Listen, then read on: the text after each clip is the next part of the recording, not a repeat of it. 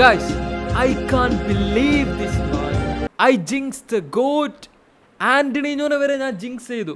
Real Betis 2-0 നിൽക്കുമ്പോഴാണ് ഞാൻ ആന്റണിൻ്റെ ഗോളിനെ പറ്റിയിട്ടുള്ള ഒരു കമ്മ്യൂണിറ്റി പോസ്റ്റ് ഇട്ടത്, നേരത്തെ തന്നെ ജിങ്സ് ചെയ്യാതിരിക്കാൻ വേണ്ടിയിട്ട്. എന്നിട്ട് മാച്ച് കഴിഞ്ഞ് നോക്കുമ്പോൾ അവർ 3-2 തോറ്റുക. Guys, it's not my fault. അവർ 2 ഗോളിൻ്റെ ലീഡൊക്കെ ബോട്ടിൽ ചെയ്യണേന് ഞാൻ എന്ത് ചെയ്യാനാ? ഹോണസ്റ്റ്ലി നിങ്ങൾ തന്നെ പറയും, നിങ്ങൾക്ക് തോന്നുന്നുണ്ടോ ഞാൻ ആന്റണീനെ ജിങ്സ് ചെയ്യാൻ വേണ്ടിയിട്ട് അങ്ങനെ ഒരു കാര്യം ചെയ്യുന്നേ? ഇല്ല, ഞാൻ നല്ല ഉദ്ദേശത്തിൽ മാത്രം ഇട്ട കമ്മ്യൂണിറ്റി പോസ്റ്റ് ആണത്. എനിവേ, ലാ ലീഗയിൽ ആന്റണീനോയുടെ 2 മാച്ചുകൾ മെയ്ക്കേവിഷ് കിഡിന് കൊടുക്കുന്ന പോലെ 2 man of the match awards. അത്ര കൊള്ളൂ.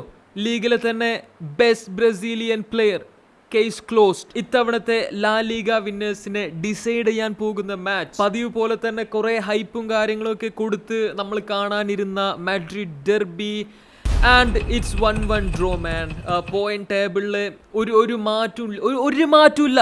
എക്സ്പെഷ്യലി അത്ലറ്റിക്കോ 11 പേരെയും പ്ലസ് അവരുടെ ഫാൻസിനെയും എല്ലാവരും ഡിഫെൻഡ് ചെയ്യാൻ ഉപയോഗിക്കുമ്പോൾ 1-1 ആയല്ലോ, 2 ഗോളെങ്കിലും വന്നല്ലോ, സമാധാനം. വളരെ എൻ്റർടൈനിങ് ആയിട്ടുള്ള ഒരു മാച്ചൊക്കെ തന്നെ ആയിരുന്നു. ബട്ട് ഞാൻ ഇച്ചിരി കൂടെ എന്തൊക്കെയൊക്കെ ഒന്ന് പ്രതീക്ഷിച്ചു പോയി.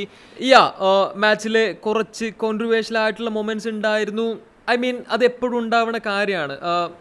കരഞ്ഞിട്ട് കാര്യമൊന്നുമില്ല. റയൽ മാഡ്രിഡിന് എതിരെ വന്ന ആ ഒരു പെനാൾട്ടി പേഴ്സണലി അതൊരു പെനാൾട്ടി അല്ല എന്നുള്ളതാണ് എൻ്റെ ഒരു ഒപ്പീനിയൻ. ബട്ട് വാറ്, അപ്പുറത്ത് സ്ക്രീനിൻ്റെ മുന്നിലുണ്ടായിരുന്ന കുറേ ആളുകൾ, മെയിൻ റെഫറി, അവർക്കൊക്കെ അത് പെനാൾട്ടി ആയിട്ട് തോന്നി. നമ്മൾ മുന്നേ കണ്ടിട്ടുള്ള പോലെ ഇതേപോലത്തെ ഡിസിഷൻസ് റയൽ മാഡ്രിഡിന് അനുകൂലമായിട്ടും വരാറുണ്ട്, ഇപ്പോൾ പ്രതികൂലമായിട്ട് വന്നു. ആ ഒരു പെനാൾട്ടി വളരെ കോൺഫിഡൻ്റ് ആയിട്ട് ഹൂലിയൻ അൽവറസ് സ്കോർ ചെയ്യണു. ഒരു ചീക്കി ചിപ്പ്. മാച്ചിൻ്റെ മൊത്തം ഫ്ലോക്ക് എതിരായിട്ടാണ് ഈ ഒരു ഗോളൊക്കെ വന്നിട്ടുണ്ടായിരുന്നത്.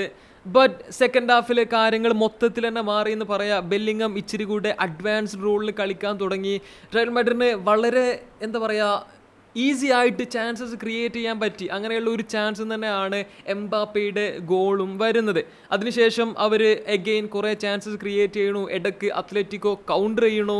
ബട്ട് 2 ടീമും പിന്നീട് സ്കോർ ഒന്നും ചെയ്തില്ല. So 1-1 draw. പോയിന്റ് ടേബിളിൽ ഒരു മാറ്റമില്ല. റയൽ മാഡ്രിഡിന് ഒരൊറ്റ പോയിന്റിന്റെ മാത്രം ലീഡ് ഉണ്ട്. ഓൾസോ ഒരു ഇൻട്രസ്റ്റിംഗ് ആയിട്ടുള്ള ഒരു കാര്യം, റയൽ മാഡ്രിഡിന്റെ ഗോൾ കീപ്പറെ മാറ്റി നിർത്തിയ ഒരു ഔട്ട്ഫീൽഡ് പ്ലെയർക്കും നിന്റെ പൊസിഷൻ ഇതാണ് എന്നുള്ള ഒരു സംഭവമൊന്നുമില്ല.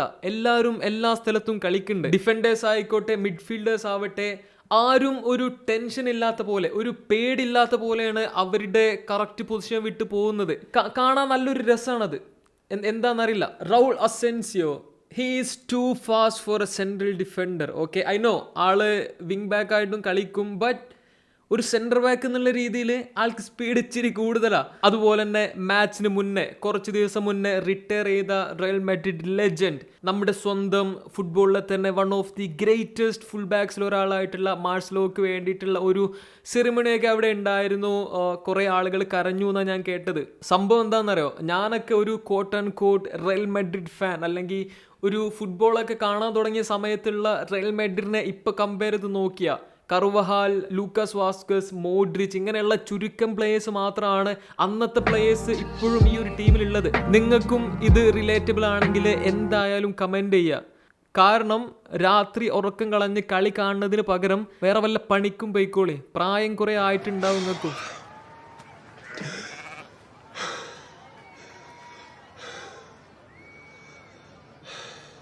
FA കപ്പിൻ്റെ 4th റൗണ്ട് മാഞ്ചസ്റ്റർ സിറ്റി വളരെ കഷ്ടപ്പെട്ടിട്ടാണ് ലെയ്റ്റൺ ഓറിയന്റിനെതിരെ 2-1 ജയിച്ചിട്ടുള്ളത്.